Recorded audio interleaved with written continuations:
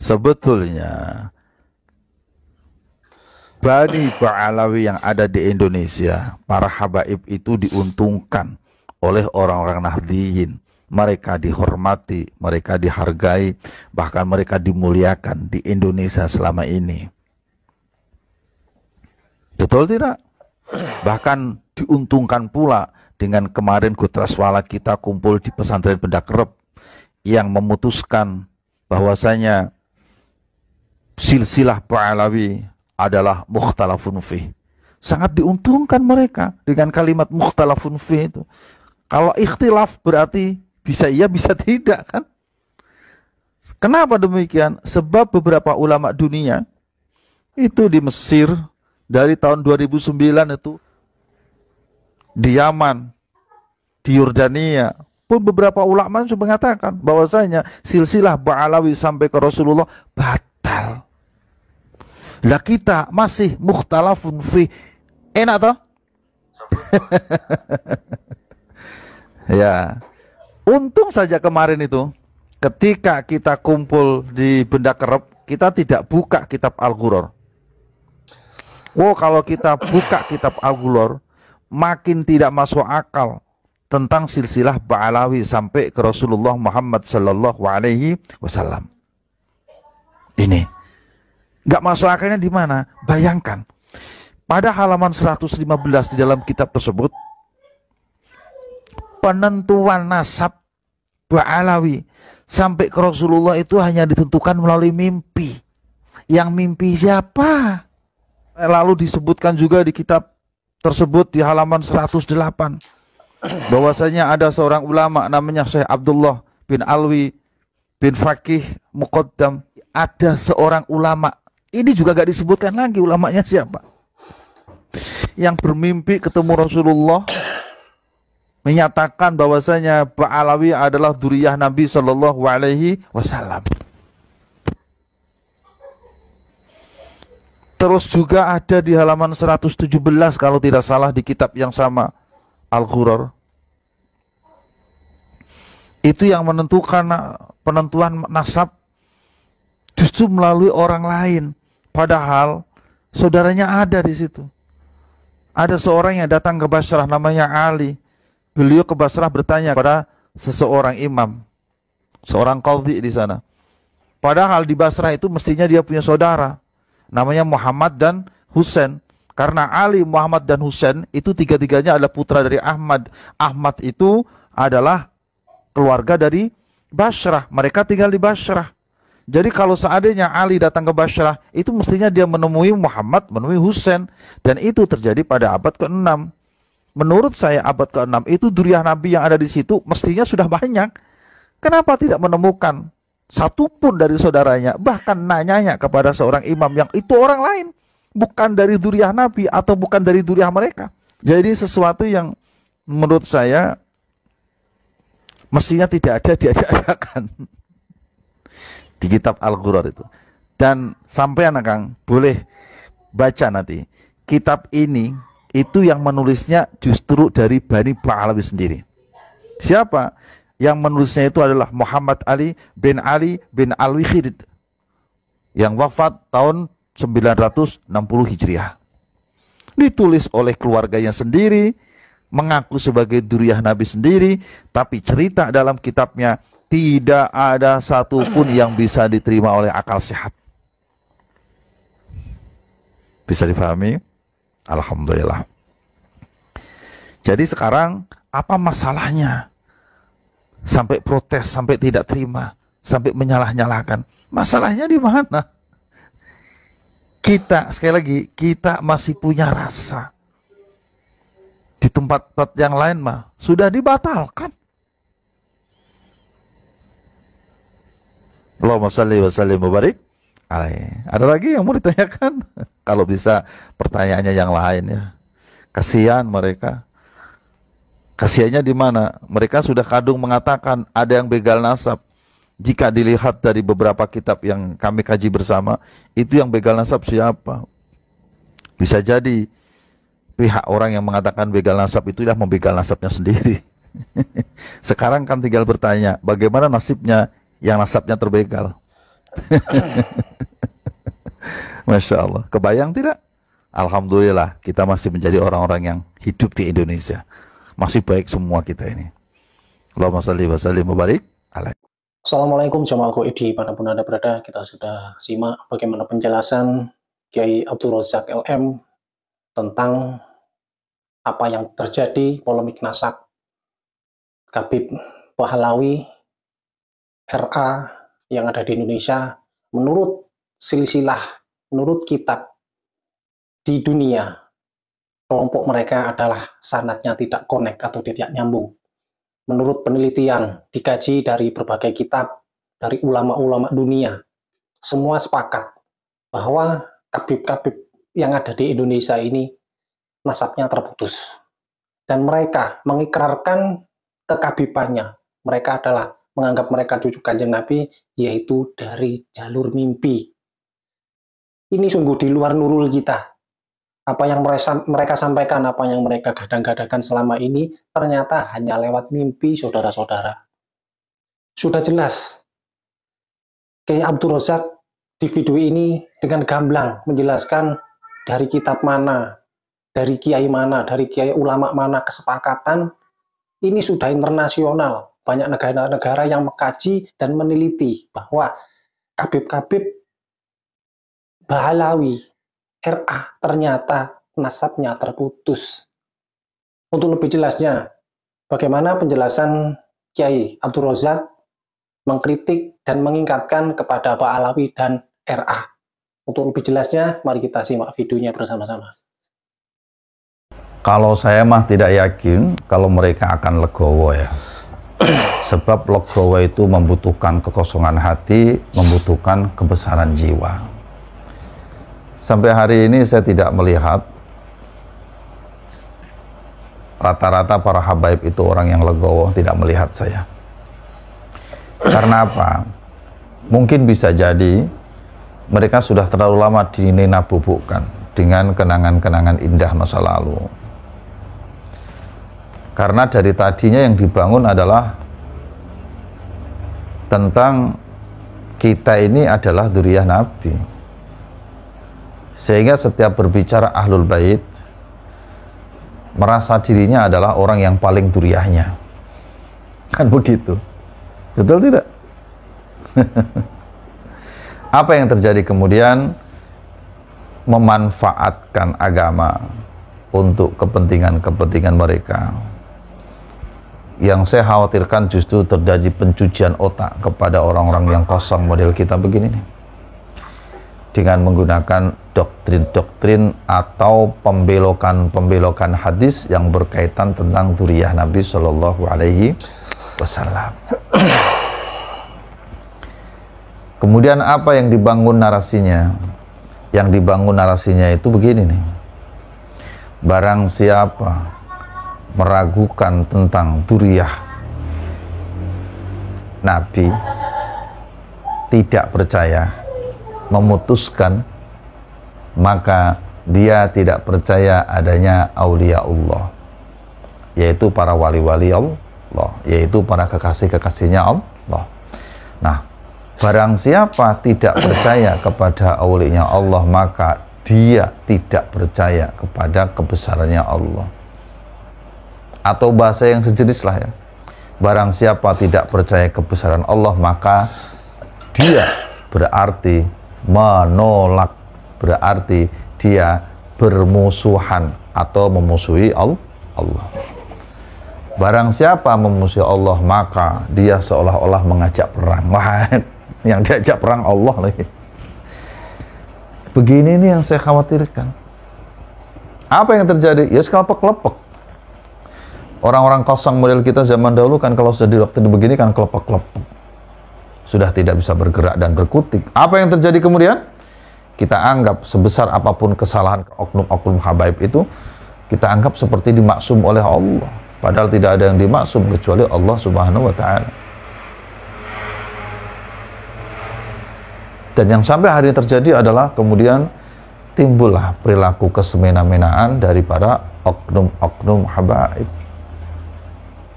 Kan begitu. Dan yang paling tidak mengenakan adalah ketika mereka menggunakan narasi dan doktrin-doktrin seperti begini.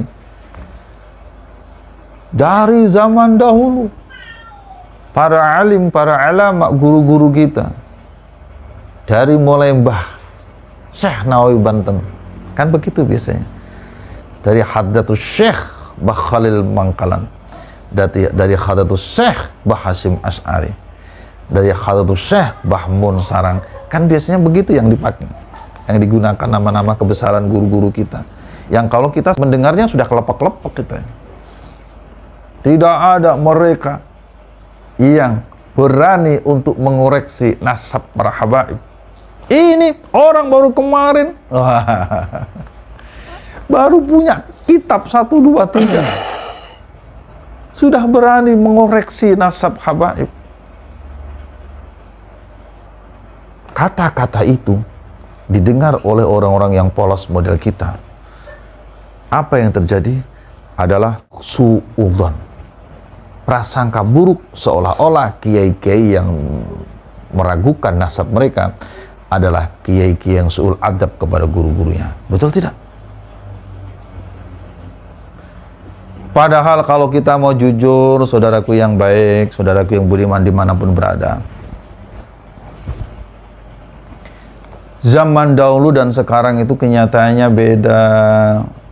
Dulu saya temui zaman saya masih kecil ya, kalau ketemu habaib itu bawaannya adem, ayem, tentrem, enak, alim, nasihatnya itu mencerahkan. Dulu ada habaib yang di daerah kita itu namanya Syekh Hamzah Asy'ato. Itu beliau saja saking tawadhu'nya kepada kiai-kiai yang ada di daerah, ada di kampung saat itu, nggak berani mendirikan pesantren. Yang beliau dirikan itu masjid untuk berkumpulnya para jamaah untuk sholat bersama. Bukan apa-apa, bukan karena beliau tidak punya ilmu, alim, beliau ini hafidz Quran, tapi karena tawadhu. Susah dibayangkan lah bahasanya kepada para kiai, para alim, para ulama di kampung setempat. Apa yang terjadi? Para kiai, para alim, para ulama di kampung atau di daerah dimanapun berada itu, mereka itu punya prinsip. Ketawadhuan itu menjadikan hati kita meleleh dan harus dibahas dengan ketawadhuan yang sama, sehingga tidak ada alasan bagi mereka untuk memungkiri, mengingkari tentang nasab mereka. Ditambah lagi dengan sukhrah wal iftadah, mereka sudah meyakini masyhurnya, mereka sudah berhusnudzon masyhurnya mereka itu adalah orang-orang yang alim, yang tawadhu, adalah pantas sebagai dzurriyyah Nabi Shallallahu Alaihi Wasallam. Tapi yang sekarang terjadi kan beda. Mengaku dzurriyyah Nabi, congkaknya melebihi kecongkaan yang paling congkak. Akhlaknya tidak terjaga, lisannya menyakitkan hati, tutur katanya memprovokasi. Tidak enak diomongin lah. Kan semua bisa melihat sendiri itu yang ada di YouTube. Apa yang kemudian terjadi? Ulama-ulama kiwari, ulama-ulama zaman sekarang kan bertanya-tanya, apa benar sih orang model begini ini dzurriyyah Nabi? Ditambah lagi dengan masalah pernasaban itu sudah ada sejak dari zaman bahula. Sudah ratusan tahun, bahkan ribuan tahun yang lalu. Akhirnya para ulama-ulama yang punya keberanian dan alim ulama punya ilmu inilah, mereka membuka kembali kitab nasab dan benar ditemukan bahwasanya dzurriyyah Sayyid Ahmad bin Isa tidak ada ditemukan di kitab-kitab yang tahunnya mendekati tahun saat itu. Adanya seorang putra beliau yang disebut sebagai Ubadillah atau disebut sebagai Abdullah. Itu kan diselidiki, dikaji ulang, akhirnya saya menamakan itulah yang disebut dengan khasanah ilmu. Timbullah keputusan sekarang, sebagian menganggap rungkat, munqati', tidak tersambung, tidak ada, diada-adakan. Bahkan dalam beberapa kitab itu tersambung melalui mimpi yang seperti pernah saya sampaikan dulu. Beda zaman. Dan itu biarkan saja sebagai hasanah ilmu pengetahuan. Maka yang lebih bagus adalah jika memang ada orang yang merasa dirugikan atas kajian-kajian yang ada, anggap saja kajian Kiai Ahmaduddin, maka mestinya dia sanggah dengan ilmu, atau kalau tidak ya sudah saja laporkan Kiai Ahmaduddin ke kantor polisi. Itu yang saya tunggu-tunggu dari dulu. Makanya maaf ya, kemarin itu ketika ada surat somasi ya, saya pernah dengar katanya ada orang yang aktivis nasab yang disomasi itu, saya senangnya minta ampun itu. Sampai teman saya mau syukuran, mau nyembelih mentok itu. Ya karena memang permasalahan ini harus diselesaikan kedua tempat. Satu di pengadilan, dan itu pintu masuknya saya anggap dari somasi tadi. Tapi hanya kuciwa, kecoa. Apa kecoanya? Ternyata somasinya itu adalah hoak. Tanda tangannya katanya dipalsukan dan lain sebagainya. Masya Allah, kecewa deh. Tapi kami dengar katanya ada laporan dari sebagian Duriah Wali Songo terhadap oknum habaib atas penyebaran fitnah atau hoak, nggak tahu, yang katanya laporannya sudah masuk ke kantor polisi. Ya mudah-mudahan saja pintu masuk ini bisa menjadi pembuktian diterima oleh semua pihak, benar enggak kesahihan, kebenaran tentang tersambungnya Ba'alawi sampai ke Kanjeng Rasulullah SAW. Karena itu satu-satunya itu bisa meredakan hal ini. Atau yang kedua adalah keterlibatan pengurus besar Nahdlatul Ulama. Jadikan ini bahan kajian Bahthul Matsail, undang para alim, para ulama yang ahli nasab, ahli sejarah, bil khusus tarikh Islam, lalu adakan kajian di situ. Kemudian fatwakan hasilnya. Itu salah satunya. Kenapa mesti NU, Gus? Ya dalam hal ini memang yang sangat banyak dilibatkan adalah warga NU. Baik NU secara struktural ataupun warga NU secara kultural. Kalau selain NU tidak banyak dilibatkan yang heboh masalah nasab habaib ini. Betul tidak? Alhamdulillah. Nah, saya teruskan ya. Sehingga atas dasar ketawaduan itulah mereka ya tidak mungkin mengungkit nasab orang-orang yang baik, orang-orang yang tawadhu. Karena tadi dasarnya adalah husnudzan, syuhrah wal iftifadhah. Jadi zamannya sekarang sudah beda. Makanya sering saya katakan, tulis ya dengan tinta yang sangat tebal, biarkanlah kebenaran itu menemui jalannya. Allahumma shalli wa sallim wa barik alaihi.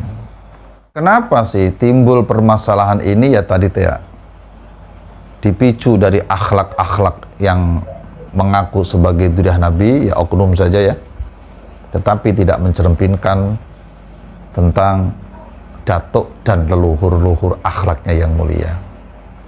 Ditambah lagi dengan saya dengar informasi ada seorang oknum habaib yang menikah cukup dengan menggunakan telepon.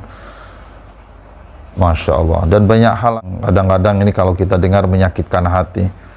Jadi kita umat Islam yang tersakiti karenanya. Seolah-olah agama itu dilecehkan kan kalau sudah begini. Dan yakin saya, kalau seandainya guru-guru kita melihat kenyataan hari ini pun, mereka juga tidak akan diem, enggak. Saya yakin itu. Saya yakin. Mereka pun nangis di alam barzahnya sana.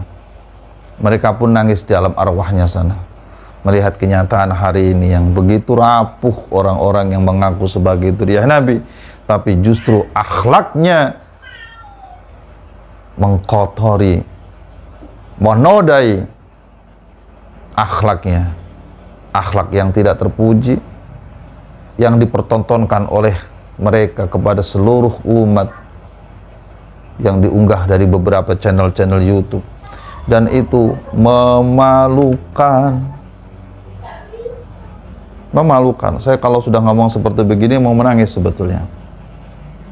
Nah, saudaraku yang budiman yang dirahmati oleh Allah Subhanahu wa taala, saya bersyukur kepada Allah, akhirnya Allah membuka jalan kepada kita semua, bil khusus melalui lisan, melalui ilmunya Kiai Maduddin untuk berani menyelidiki, mempertegas, menanyakan kesahihan nasab mereka sampai kepada Rasulullah SAW, biar dunia tahu benar nggak orang-orang yang akhlaknya tercela ini pantas sebagai zuriat Nabi, supaya mereka tidak menodai Rasulullah Muhammad SAW yang tentunya pasti melecehkan dan menodai agama.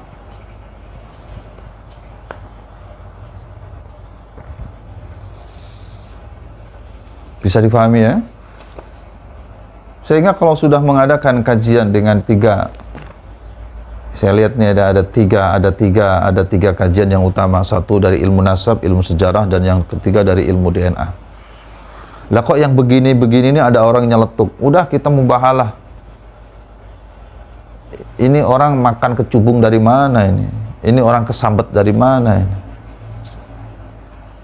Mereka tidak paham tentang kaidah-kaidah dan dasar-dasar mubahalah, ujuk-ujuk mengajak mubahalah. Akang, Ujang, ini bukan masalah mubahalah, ini masalah ilmu, bukan fitnah. Jika memang ada yang merasa dirugikan, tidak terima, maka dua hal tadi lakukan. Satu, laporkan Kiai Imad kepada polisi, atau yang kedua, minta supaya orang-orang yang dirugikan ini membuktikan kebenarannya, membantah apa yang dilakukan oleh Kiai Imad, baik di forum-forum resmi ataupun di tempat-tempat lain. Tetapi jangan provokasi, jangan kira-kira mencuci otak orang sehingga timbul kalimatnya adalah kalimat mereka memfitnah, mereka memecah belah umat. Justru yang memecah belah umat adalah mereka yang ketika dikritisi, diragukan kebenarannya, mereka diam saja. Kenapa yang dimaksud dengan diam aja? Kan ini jelas sasarannya adalah Rabithah Alawiyah sebagai organisasi para habaib Dzurriyyah Ba'alawi yang ada di Indonesia. Mestinya RA yang harus menginisiasi ketemu dengan Kiai Imad, sebab hakul yakin yang paling dirugikan di sini adalah RA, bukan pribadi-pribadi, apalagi ini para muhibin. Nah, saudaraku yang baik, kami tidak akan memperpanjang cerita ini, karena sebetulnya kami hadir silaturahim hari ini bukan ingin membahas itu.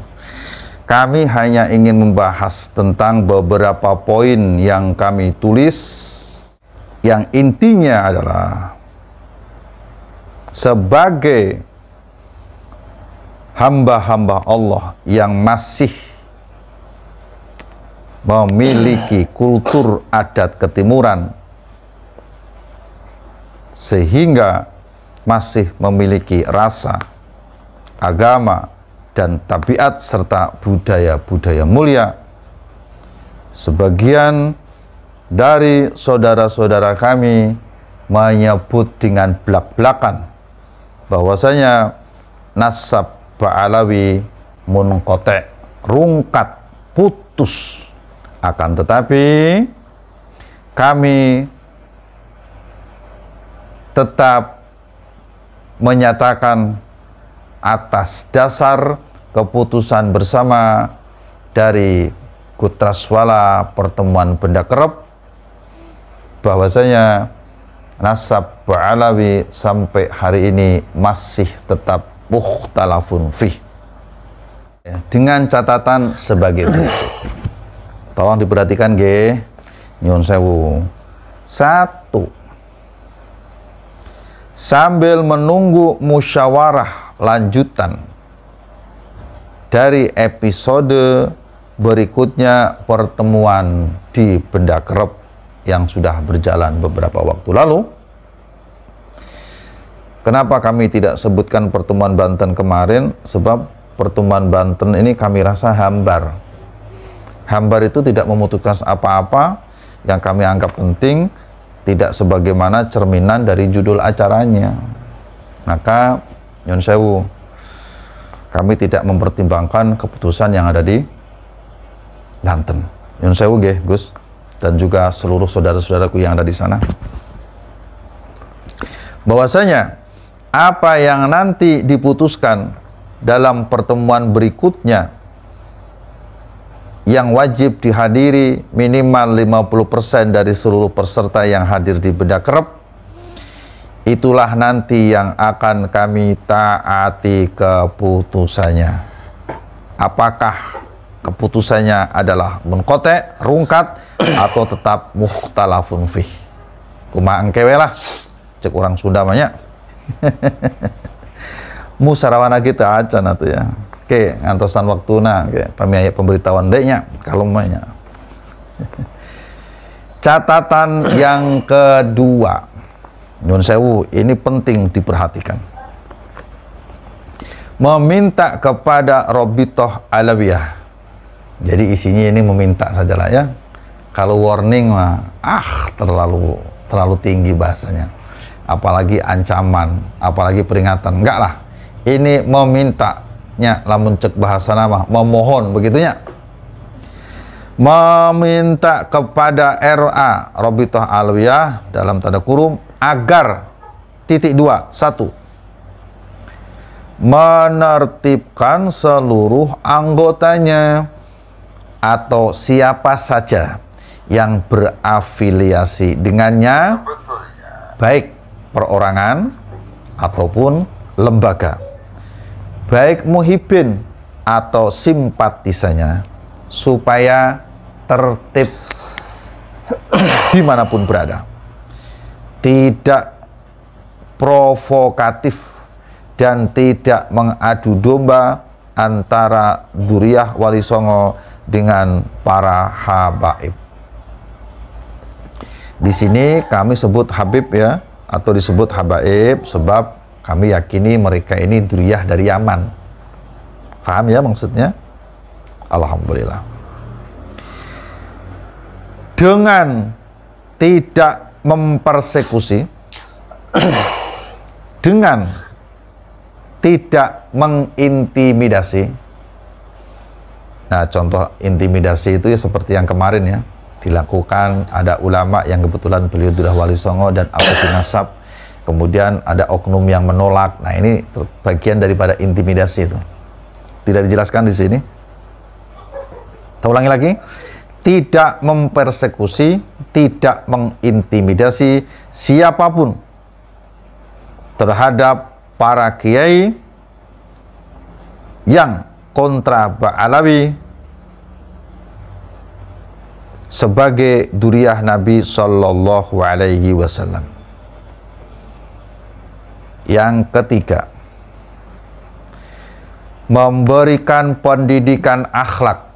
Nyun sewu nggih, memberikan pendidikan moral kepada para oknum Ba'alawi yang lisannya tidak terjaga, akhlaknya tidak terjaga, tutur katanya menyakitkan, meresahkan, merendahkan para kiai dan masyarakat pribumi. Nyun sewu, tolong diperhatikan nggih. Kami berharap catatan-catatan ini sampai kepada beliau ya, yang kita maksud tentunya. Yang keempat, meminta dengan hormat kepada Robitoh Alawiyah agar melakukan seleksi, ya mungkin semacam screening ya, kepada para oknum-oknum habaib yang hendak beraktivitas di dalam dunia dakwah dan ceramah atas ilmunya untuk dikoreksi, diperbaiki ulang agar kajian-kajian di dalam dakwah dan ceramahnya bisa berbobot dan tidak bercerita tentang halu dan doktrin-doktrin yang menjauhkan umat dari akidah. Yang kelima, menghentikan memutarbalikkan sejarah bangsa hingga pendustaan terhadap makam-makam keramat yang ada. Yang keenam, membantu menciptakan perdamaian, kedamaian, ketentraman, dan kenyamanan di bumi pertiwi ini, yakni NKRI, Negara Kesatuan Republik Indonesia, dalam segala tindak tanduk dan segala upaya. Mohon kepada RA agar ini diperhatikan dalam tempo yang sesingkat-singkatnya. Kami sangat berharap semoga momentum Rabiul Awal ini bisa menjadi momentum perbaikan diri bagi semuanya. Sebab, jika apa yang kami sampaikan ini tidak diperhatikan, maka dengan segala hormat dan sangat menyesal, kami dengan atau tanpa musyawarah berikutnya dari kelanjutan musyawarah Kutraswala Bedakerep, status mukhtalafun fih atas nasab Ba'alawi sampai kepada Kanjeng Rasulullah SAW akan kami tinjau ulang kembali dengan mempertimbangkan 3 hal yang seperti Kiai Imaduddin sampaikan, yaitu dasar dari kitab nasab, sejarah, dan DNA. Demikian kami sampaikan, semoga bermanfaat. Assalamualaikum warahmatullahi wabarakatuh. Oke saudaraku, jamaah goib, terima kasih yang sudah simak videonya awal sampai akhir. Kita menampilkan video, mempublikasikan lagi agar kita bisa selalu ingat apa yang disampaikan Kiai Abdul Razak LM di video ini. Banyak ilmu yang bisa kita dapat dan kita bisa mengasah otak pikiran kita agar lebih cerdas, lebih waras.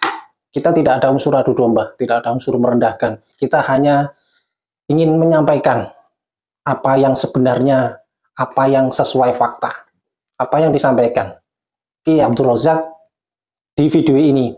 Mulai awal sampai akhir dengan gamblang beliau menjelaskan tentang polemik nasab yang lagi rame-ramenya. Tentunya mereka tidak akan mungkin legowo, tidak akan mungkin terima kalau nasabnya mereka adalah dibatalkan atau tidak dikonekkan. Karena mereka sudah terlanjur nyaman, mereka sudah terlanjur keenakan, dihormati, dimuliakan di Indonesia. Menurut penelitian, banyak kitab, hasil diskusi para ulama di Indonesia, juga di mancanegara meneliti silsilah kenasaban kelompok-kelompok Habib Bahalawi atau RA. Banyak sepakat, banyak yang menyampaikan mereka, nasab mereka adalah nasabnya terputus atau tidak terkonek kepada Kanjeng Nabi. Tentunya mereka untuk membela diri, dengan membela diri dengan segala cara, mereka ingin meyakinkan bahwa mereka adalah cucu Kanjeng Nabi. Bisa menyimpulkan apa yang disampaikan oleh Kiai Abdul Razak dengan detail, dengan gamblang. Kalau kita masih tidak paham, ya wa'alam, kita bisa mengambil kesimpulan dari apa yang disampaikan beliau. Maraknya apa yang digadang-gadangkan oleh kelompok-kelompok RA, kelompok-kelompok KB Bahalawi ini yang ada di Indonesia sudah sekian puluh tahun. Mereka merasakan kenyamanan, mereka merasakan kemuliaan, kemewahan, dihargai. Dan akhir-akhir ini umat pribumi sudah mulai cerdas. Banyak kiai yang sudah angkat bicara, yang ikut meneliti kitab-kitab Bahalawi. Ternyata banyak kejanggalan di kitab-kitab mereka. Yang lebih uniknya lagi, nasab mereka melewat jalur mimpi.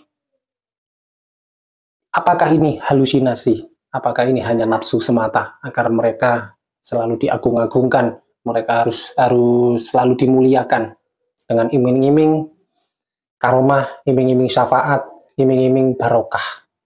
Saudaraku semuanya, dimanapun Anda berada, mari Dengan ditampilkan video ini, kita bisa belajar, kita bisa memetik ilmu apa yang disampaikan Kiai Pribumi, Kiai Nusantara, Kiai Abdul Razak LM, dengan berbagai ulama-ulama sepuh lainnya, hasil diskusi, hasil musyawarah, peneliti, kitab-kitab, banyak kitab yang membahas tentang apa yang disampaikan atau yang digadang-gadang oleh kelompok Bahlawi atau Rabithah Alawiyah. Mereka menyangkal, mereka membuktikan dengan ilmiah bahwa nasab kelompok-kelompok mereka adalah terputus atau tidak nyambung. Tentunya kelompok RA tidak mungkin legowo lah, tidak mungkin terima begitu saja. Mereka akan membela diri demi menjaga kemuliaan, demi menjaga kehormatan mereka. Itu sudah kadung terlanjur. Mereka setiap ceramahnya selalu meyakinkan kepada jamaahnya bahwa mereka adalah cucu Kanjeng Nabi yang harus dihormati, yang harus dimuliakan. Saudaraku, jamaahku dimanapun Anda berada, semoga video ini bermanfaat untuk kita semuanya, bisa untuk pembelajaran, kita bisa mengasah otak kita, kepekaan kita, bagaimana kita menilai jejak digital kelompok-kelompok mereka. Kita sudah banyak yang tahu dan tidak asing lagi, yang sebenarnya sebagai ulama, sebagai kiai, seharusnya harus sebagai penengah, harus sebagai orang yang bisa merukunkan, bisa merangkul, bisa mengajak tentang kebaikan. Bila mana ada saudara kita yang salah, ada organisasi mana yang salah, ada organisasi yang lagi hilaf, seharusnya ulama ini merangkul, menjembatani agar tidak terjadi hal-hal yang tidak diinginkan, karena kita sesama umat muslim, sesama umatnya Kanjeng Nabi, kita tidak diperbolehkan untuk saling menyakiti, saling menghina, saling merendahkan. Justru sebaliknya, kita sudah banyak yang melihat jejak-jejak digital mereka. Mereka justru malah sebaliknya, tidak mengajak kebencian, tidak mengajak kedamaian, justru malah menantang-nantang, justru malah menanggapi.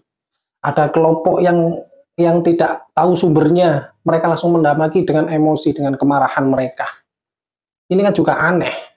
Apakah kiai ulama seperti ini yang patut kita ikuti, yang patut kita teladani? Kita bisa menyimpulkan, monggo saudaraku semuanya, pakai akal sehat, akal waras kita.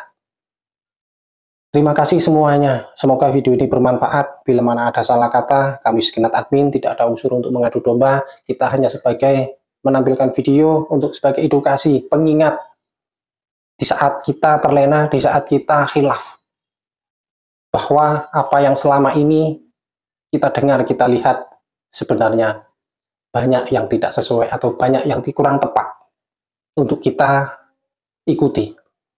Saudaraku semuanya, terima kasih.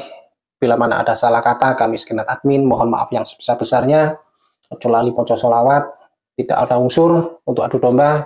Untuk saudaraku semuanya yang baru bergabung, bila berkenan bisa like, subscribe, dan komen, dan nyalakan lonceng notifikasinya agar channel ini bisa berkembang lebih luas lagi, bisa menyampaikan pesan-pesan atau edukasi untuk saudara-saudara kita yang awam, saudara-saudara yang kurang paham tentang beragama. Saudaraku semuanya, ojo lali moco solawat. Sampai bertemu di video berikutnya. Assalamualaikum warahmatullahi wabarakatuh.